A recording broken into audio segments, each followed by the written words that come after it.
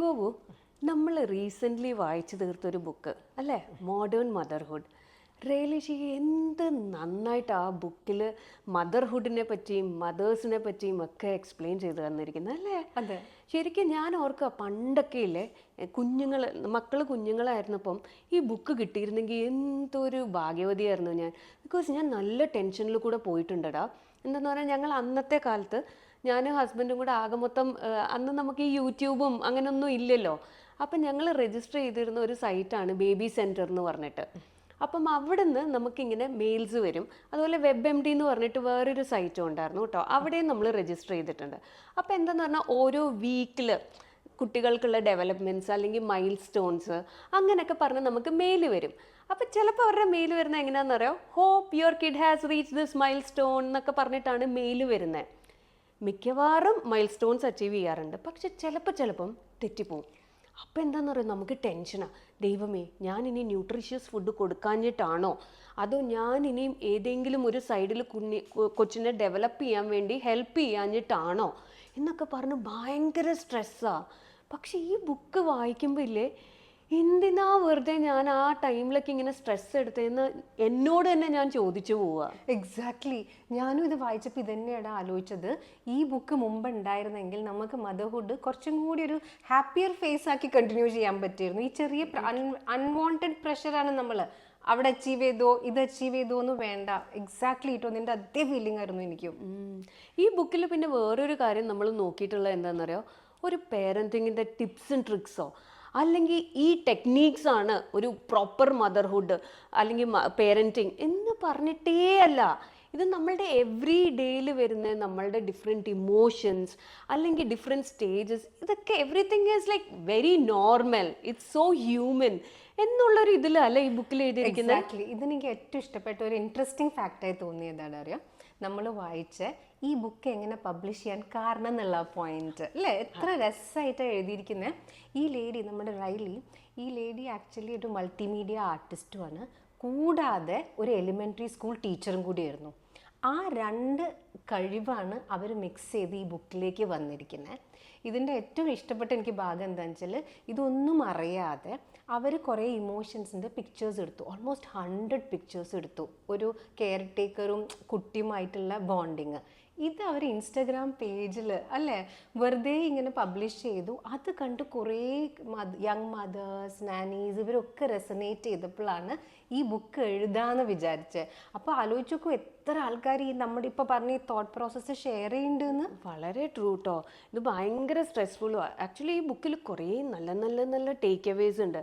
എനിക്ക് ആദ്യം എൻ്റെ മനസ്സിലേക്ക് വരുന്നത് എന്താണെന്നറിയോ, മദർ എന്ന് പറയുന്നത് ശരിക്കും മദർ മാത്രമല്ല. ആ ഒരു ലേഡി അറ്റ് ദാറ്റ് ടൈം ഒരു ആദ്യമായിട്ട് മദർ ആവുന്നതാണ്. അപ്പം there are lot of changes. Plus പുള്ളിക്കാരി കുറേ റോൾസ്, ഡിഫറെൻറ്റ് റോൾസാണ് ഒരേ ടൈമിൽ മാനേജ് ചെയ്യുന്നത് അല്ലേ. ഒരു മദറാണ്, പ്ലസ് ഒരു വൈഫാണ്, ചിലപ്പോൾ ഒരു പ്രൊഫഷണൽ ആയിരിക്കും, അല്ലെങ്കിൽ ഒരു ഡോട്ടറാണ്, ഡോട്ടർ ഇൻലോ ആണ്, ഫ്രണ്ടാണ്.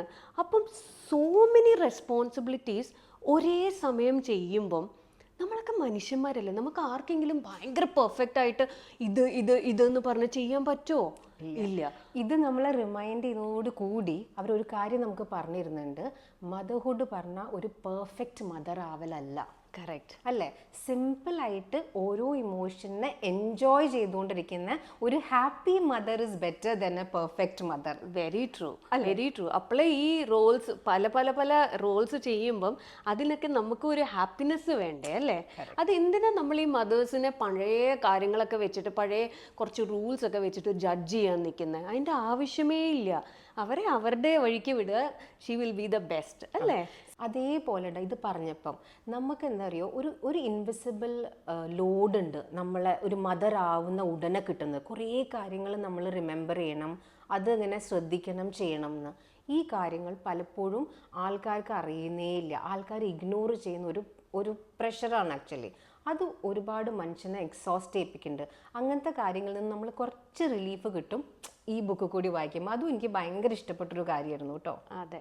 പിന്നെ ഇവിടെ മൂന്നാമത്തെ ഒരു ടേക്ക് അവേ എന്ന് പറഞ്ഞു കഴിഞ്ഞാൽ, ശരിക്കും സ്റ്റേ അറ്റ് ഹോം മദേഴ്സിനില്ലേ എല്ലാവരും ചോദിക്കുന്ന ഒരു കാര്യമാണ്, കുട്ടിയെ നോക്കിക്കൊണ്ടിരുന്നാൽ മതിയോ, ജോലിക്കൊന്നും പോകണ്ടേ, കരിയർ നോക്കണ്ടേ എന്നുള്ളൊരു പ്രഷർ വർക്കിംഗ് മദേഴ്സിന് അല്ല സ്റ്റേ അറ്റ് ഹോം മദേഴ്സിന് വരുന്നുണ്ട്. അതുപോലെ തന്നെ വർക്കിംഗ് മദേഴ്സിനും ഉണ്ട്. എന്താണെന്നറിയോ, ജോലി പൈസ എന്ന് പറഞ്ഞിട്ട് നടന്നാൽ മതി, കുട്ടികളുടെ കാര്യം നോക്കുന്നേ ഇല്ല എന്ന്. അങ്ങനെ അല്ലല്ലോ. ഒരു മദർ വർക്ക് ചെയ്യണം എന്ന ഒരു ഡിസിഷൻ എടുക്കുകയാണെങ്കിൽ അത് പുള്ളിക്കാരിയുടെ ആവശ്യമാണ്, അല്ലെങ്കിൽ പുള്ളിക്കാരിയുടെ ഡിസയറാണ് അത് ചെയ്യണമെന്ന്. അപ്പം ആ കുട്ടിയുടെ കാര്യവും ഒക്കെ വിട്ടിട്ട് പോകുമ്പം പുള്ളിക്കാരിയുടെ മനസ്സിൽ കുറേ ടെൻഷനും സ്ട്രെസ്സും എടുക്കുന്നുണ്ട്. അതുപോലെ സ്റ്റേ അറ്റ് ഹോം മദേഴ്സ് ആണെങ്കിലും അവിടെയും ഒരു കുട്ടിയുടെ കാര്യം ഹോൾ ഡേ നോക്കണം, അതുപോലെ ചുറ്റിപ്പറ്റിയുള്ളവരുടെ എല്ലാവരുടെയും കാര്യം നോക്കണം എന്ന് പറഞ്ഞാൽ അവിടെയും സ്ട്രെസ് ഉണ്ട്. അപ്പം ശരിക്കും ഇത് വർക്കിംഗ് മോം അല്ലെങ്കിൽ സ്റ്റേ അറ്റ് ഹോം മോംസ് എന്ന് പറഞ്ഞിട്ട് നമ്മൾ ഒരിക്കലും കമ്പയർ ചെയ്യാൻ പാടില്ല എന്ന് ആ ഓത്തർ ഇതിൻ്റെ അകത്ത് എന്ത് നന്നായിട്ടാണ് അല്ലേ പറയുന്നത്. രണ്ടുപേർക്കും ഈക്വൽ റെസ്പോൺസിബിലിറ്റീസ് ഉണ്ട്, രണ്ടുപേരും അത് ചെയ്ത് തീർക്കാൻ വേണ്ടിയുള്ള ശ്രമത്തിലാണ് എന്ന് അല്ലേ. എക്സാക്ട്. ഇത് തൊട്ട് മുമ്പ് ഞാൻ പറഞ്ഞ ആ പോയിന്റുമായിട്ട് വളരെ കണക്റ്റഡ് ആണ് അത്. അതായത് എത്ര ആൾക്കാർ ഹെൽപ്പ് ചെയ്യാനുണ്ടെങ്കിലും ആരൊക്കെ കൂടെ ഉണ്ടെങ്കിലും ശരി, ചില റെസ്പോൺസിബിലിറ്റി ഒരു മദറിൻ്റെ തലയിലേക്ക്, ഒരു മദറിന് ഇൻവിസിബിളി, ഇത് അവരെ യൂസ് ചെയ്ത ടേം ഇൻവിസിബിളി വരുന്നത് ആൾക്കാർ അറിയാതെയും അപ്രീഷിയേറ്റ് ചെയ്യാതെയും പോകരുത്. And young mothers should also understand that every mother goes through ഇങ്ങനത്തെ ഒരു സിറ്റുവേഷൻ. അപ്പോൾ ഇത് വായിക്കുമ്പം ഈ പറഞ്ഞ പോലെ പ്രഷർ റിലീവ് ചെയ്യും മാത്രമല്ല, നമ്മൾ കുറച്ചും കൂടി സ്ട്രെസ് ഫ്രീ ആയിട്ട് പാരൻറ്ഹുഡിലേക്ക് പോകും. അതെ, ഇതിൻ്റെ അകത്ത് നീ പറഞ്ഞത് വെച്ചിട്ട് നെക്സ്റ്റ് ഒരു ടേക്ക് അവേ എനിക്ക് ഇഷ്ടപ്പെട്ടത് എന്താണെന്നറിയോ, ഗിൽറ്റ്. എന്താണെന്നറിയോ, ഈ ഒരു കോൺസ്റ്റൻറ്റ് കമ്പാരിസണും പ്രഷറും, ഈ ഇൻവിസിബിൾ പ്രഷർ എന്ന് പറയുന്ന ഒരു സാധനം ഉള്ളപ്പോൾ എന്താണെന്ന് പറഞ്ഞാൽ മദേഴ്സിനൊക്കെ സ്വന്തമായിട്ട് ഒരു ഗിൽറ്റാണ് തോന്നുക. അയ്യോ ഞാൻ കറക്റ്റായിട്ട് ചെയ്യുന്നില്ലേ, ഞാൻ ജോലിക്ക് പോവുകയാണെങ്കിൽ ഞാൻ എൻ്റെ കുട്ടിയുടെ കാര്യം നോക്കുന്നില്ല എന്നുള്ളൊരു ഗിൽറ്റ്. അതേസമയം വീട്ടിലിരിക്കുന്നതാണെങ്കിൽ ഞാൻ എന്താ ഫിനാൻസിലോട്ട് കോൺട്രിബ്യൂട്ട് ചെയ്യുന്നില്ല എന്നുള്ളൊരു ഗിൽറ്റ്.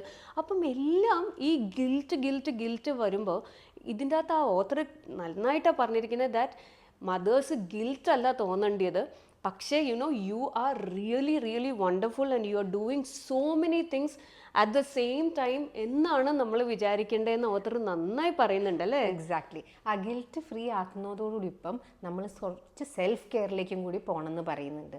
യൂഷ്വലി ആൾക്കാർ പ്രത്യേകിച്ച് യങ് മദേഴ്സിനോട് സെൽഫ് കെയർ ചെയ്യുമ്പോഴേക്കും അതെന്തോ അവർ ലക്ഷറി, അവർ ലിബർട്ടി യൂസ് ചെയ്യണമെന്നാണ് പറയുക. ആക്ച്വലി അതല്ല. സെൽഫ് കെയർ ചെയ്താലേ നമുക്ക് സർവൈവ് ചെയ്യാൻ പറ്റുള്ളൂ.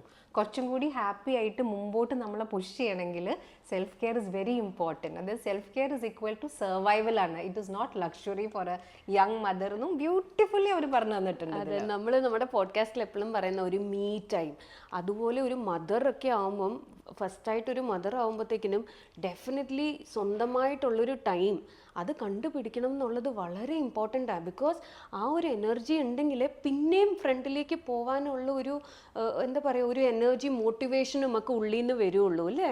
അപ്പോൾ ഇത് വെച്ച് നമ്മളിപ്പോൾ തിരിച്ച് നമ്മൾ പറഞ്ഞ പോയിന്റ്സ് വെച്ച് നോക്കുമ്പം പ്രഷർ മാറ്റി കുറച്ചും കൂടി റിലാക്സ്ഡ് ആയിട്ട് രഞ്ജു പറഞ്ഞ ഫസ്റ്റ് പോയിന്റ് ഇമോഷണലി ഹാപ്പി ആവുന്ന മൂമെൻറ്റ്സിനെയൊക്കെ എടുത്ത് ഈ പിക്ചേഴ്സിൽ വേറെ കാണിച്ചൊരു കാര്യങ്ങൾ എന്താ പറയുക, കുഞ്ഞി life moments between a young ഒരു ഗ്രോയിങ് അപ്പ് ചൈൽഡും ആൻഡ് ദ കെയർ ഗിവർ, ആരെങ്കിലും ആവട്ടെ, മദർ, നാനി, ടീച്ചർ, ആരായാലും ശരി, അവർ തമ്മിൽ ഷെയർ ചെയ്യുന്ന കുഞ്ഞ് ഇമോഷൻസ്.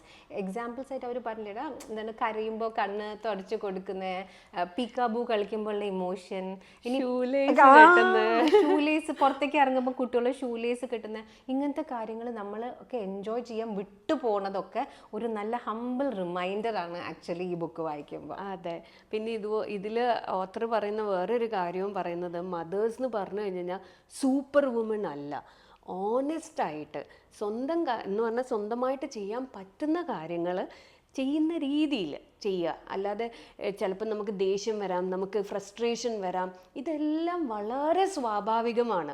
അല്ലാതെ നമ്മൾ ഈ ചില ഇതിലൊക്കെ വായിക്കുമ്പോഴത്തേക്കും പറയും ആങ്കർ ആവാൻ പാടില്ല, കുട്ടിയുടെ അടുത്ത് അങ്ങനെ ആവാൻ പാടില്ല, അല്ലെങ്കിൽ വലിയവരുടെ അടുത്ത് അങ്ങനെ ആവാൻ പാടില്ല എന്ന് പറയുമ്പം അത് സ്ട്രെസ്സാണ്, നമുക്ക് എല്ലാം കൂടെ ചെയ്യാൻ പറ്റില്ല. അപ്പം ഇതെല്ലാം വളരെ നോർമൽ ആണെന്നാണ് ഇതിൻ്റെ അകത്ത് ഓത്തർ പറയുന്നത് അല്ലേ. ഈ ബുക്ക് വായിച്ച് കഴിയുമ്പോഴേക്കും നമ്മൾ we feel very nice and happy. So നമ്മൾ എപ്പോഴും പറയുന്ന പോലെ ലെറ്റ്സ് കൗണ്ട് ആ ബ്ലെസ്സിങ്സ്. കുറേ നമ്മുടെ മുമ്പിൽ നല്ല ഹാപ്പി മൂമെൻറ്റ്സ് ഉണ്ട്. വലിയ പ്രഷറൊക്കെ തൽക്കാലമൊക്കെ അങ്ങോട്ടേക്ക് മാറ്റിവെച്ച് പോണ പോലെ പോട്ടേന്ന് വെച്ചിട്ട് ലെറ്റ്സ് കൗണ്ട് ഓൾ ആ blessings and enjoy every moment. Thanks for watching echoes of her with.